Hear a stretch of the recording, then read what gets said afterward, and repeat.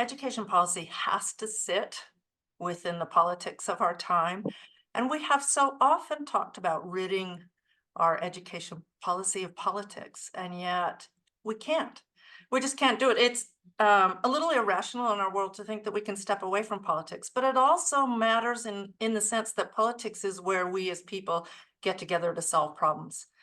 And the wonderful work of Clarence Stone and Jeff Hennig and Brian Jones and Carol Pernunzi in building civic capacity really grounded the thinking in this book around the notion of building civic capacity, that having those community connections, bringing people together, that in order for education policy to be successful in complex political environments, it needed to have the community pull together and pull in the same direction.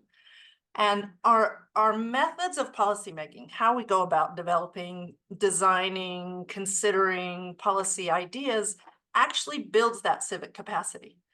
When we make policy from a small table and then send it off to get implemented by people on the ground somewhere, we aren't giving them the connection to all the learning that happened in that policy development, or all the questioning that ought to happen along the way about, is this policy addressing the right problem? Is this policy building the field to prepare it for implementation?